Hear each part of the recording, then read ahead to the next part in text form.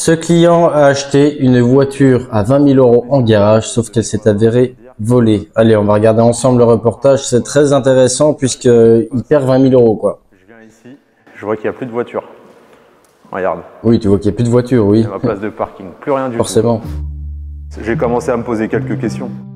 Si Marvin se retrouve devant cette place de parking vide, c'est parce qu'il a acheté une voiture d'occasion, mais il ne se doutait pas de ce qui se cachait derrière. Cette voiture, il l'a achetée sur le concessionnaire Wecars. C'est un concessionnaire automobile qui achète et revend des voitures d'occasion. Nous, chez Wecars, Ouais. on vend des véhicules, Ouais. donc d'occasion. C'est une entreprise créée il y a 3 ans qui compte déjà une cinquantaine de franchises en France et qui est très présente sur les réseaux sociaux. Oui, c'est que ça marche. Acheter ta voiture sur Wecars. Si tu cherches à acheter une voiture d'occasion l'esprit tranquille, va faire un tour chez Ça Wecars. donne déjà pas envie, toutes les pubs sur les réseaux comme ça. A acheté à l'agence de Wecars à Orléans, s'est avéré être volé. Et Marvin l'a appris lorsque la police a débarqué chez lui 3 semaines après qu'il a acheté la voiture. Quand je vois... Comment on peut vendre un véhicule volé?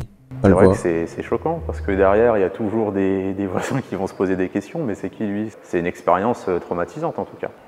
C'est ma seule voiture. J'accompagne mon père régulièrement à l'hôpital. Je perds des revenus à cause de l'absence de voiture. C'est compliqué pour mon père aujourd'hui d'aller à l'hôpital. Ma femme qui est enceinte, dans une grossesse, il y a toujours des alertes, des fausses alertes. Mon fils, tous les matins, je le accompagne. Ouais, enfin bref, t'as payé une caisse à 20 000 balles, tu dois avoir une caisse à 20 000 balles, peu importe la raison. Tu l'as acheté, point, il se démerde le garage. La voiture, hein, le 20 décembre 2023, 9h30. Le 4 janvier 2024, je suis convoqué, je suis emmené par la police parce qu'ils ont découvert que le véhicule était volé. C'est que j'étais super content. Hein. J'ai voulu faire une surprise à ma femme en lui disant bah tiens, regarde la belle voiture. Quand je vois ça, bah, j'étais content, c'était ma petite fierté. Ouais, j'imagine pas la honte. Quand je te montre les photos, j'ai une haine. J'ai fait un crédit pour acheter cette voiture, hein. Une voiture qui coûte mine de rien 20 000 €. Et ça, c'est encore plus frustrant parce que tous les mois, du coup, t'es prélevé sur ton compte, tu vois le montant qui sort hein, de ton compte, mais t'as pas de voiture. Il y a un pote à moi qui se baladait et il voit au feu rouge la même BMW que celle qui s'était fait voler. Alors mon pote, bah, il a porté plainte et il a réussi à récupérer la voiture. Par contre, l'autre gars, le pauvre, bah, il a tout perdu quoi. Parce qu'il avait acheté une voiture volée. Et il était même pas au courant. Alors les gens, n'oubliez pas de faire vérifier. Et voilà, vive la France. Ne faites pas confiance à n'importe qui. Procès verbal, donc le procès verbal de contrôle technique, il y avait tout, ça avait l'air super carré. Double des clés avec toutes les factures. Moi j'ai appelé quelques garages, j'ai vu que derrière hein, ça correspondait vraiment à la réalité. Je me pose pas plus de questions que ça. C'est impossible de savoir. Tu vois, quand je reprends tous ces documents, je me dis est-ce que c'est de la mauvaise foi? Est-ce que c'est volontaire? Est-ce que c'est de l'incompétence? Comment on peut pas voir que le véhicule est volé? Une garantie hein, d'1 an. Sauf que quand tu lis les petites lignes, au final, hein, c'est vraiment sous condition. Mais c'est vrai qu'aujourd'hui, je suis amené à me poser des questions quand je reçois plusieurs... Il n'y a pas de question de garantie, elle est volée, il te rembourse ou il te file une autre caisse. Surprise. Et pas de moteur qui te lâche au bout de 3 semaines. Je veux être sûre de pas me faire avoir, est-ce que je peux vraiment avoir confiance? Ah, j'aime beaucoup Sacré cette pub pour eux, Ils m'ont tiens. envoyé un mail quelques heures après. Hein. Donc en fait, ils m'ont prévenu du vol de la voiture par mail. Donc déjà, moi, Nous avons découvert que votre véhicule était signalé volé. j'ai contacté Wecars Orléans et le gérant, du coup, me dit que il est autant victime que moi. J'ai trouvé ça très limite. Hein. Non mais, autant victime. Bah t'assumes cousin, t'es un garage. Qui est le fondateur de Wecars. Il me répond, lui, hein, que des cas comme moi, il n'y en a pas souvent, qu'il allait trouver une solution sur le court terme.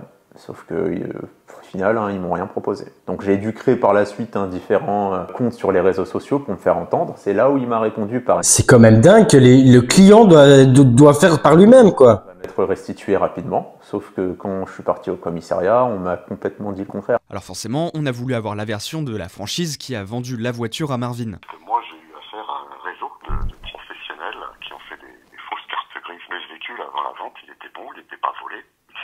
Et il a été nommé volé au moment de faire la nouvelle carte grise. Ils ont réussi à faire une carte grise avant qu'elle soit déclarée volée. Et au moment où on a voulu refaire la carte grise, elle a été déclarée volée. Le client, au final, a dit que c'est moi. Il dit que c'est moi, ça lui fait plaisir, mais non, c'est pas moi. Moi, j'ai été victime également. Toi ou pas toi, c'est toi le vendeur, tu assumes. Une erreur dans vos process? Ah non, aucune. Aucune, on vérifie tout. Y a jamais d'erreur, tu sais, quand ils sont en tort. Bref. Un point de contrôle en plus du contrôle technique. Peut-être un point de contrôle, mais arrête. Généralement, pour obtenir un gain de cause.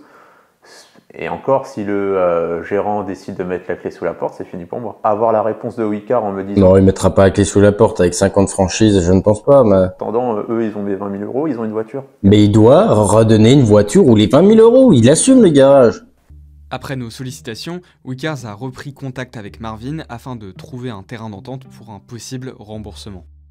possible remboursement. C'est même pas, en gros, le gars, il sait pas s'il va avoir son oseille, alors que lui, il est client, il a acheté une caisse qui est volée à un garage en plus. Non, mais où va le monde? Sans déconner. Juste à leur filer une voiture d'une autre voiture, lui proposer quelque chose ou le rembourser, quoi. Eux, ils se débrouillent. C'est pas le problème du client, c'est leur problème à eux. Ok, ils sont peut-être pas en tort sur le fait qu'ils ont pas vu que c'était volé puisque ça a été déclaré après l'achat, enfin, après la vente au client, du coup. Ben, ils doivent assumer, c'est comme ça. N'importe qui assumerait tous les garages. On peut pas laisser un client comme ça, avec 20 000 € dans la nature, pas de caisse. Le gars, pauvre type, il est en scooter ou en trottinette, là. Ils sont là à faire de la pub partout sur les réseaux. Bah oui, mais là, c'est pas une bonne pub, hein, qu'ils ont. Où va la France? Normal, voiture volée, donc les keufs récupèrent la caisse. Et après, bah non, nous, on n'est pas responsables. Oh, bon, on garde les 20 000 €. On vous laisse aller en skateboard. Allez. Sans déconner. Dites-moi ce que vous en pensez, les amis. Même si c'est pas spécialement la faute du garage, quoique, bref, on sait pas l'histoire réelle. Ça n'empêche pas qu'ils doivent trouver un terrain d'entente avec le client, ne pas laisser le client dans la mouise comme ça. C'est impossible. Un client, c'est la meilleure pub d'un garage, c'est le client. Voilà.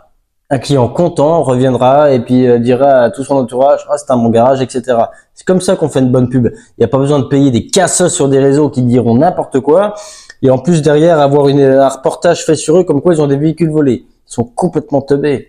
Allez, les amis, dites-moi ce que vous en pensez en commentaire.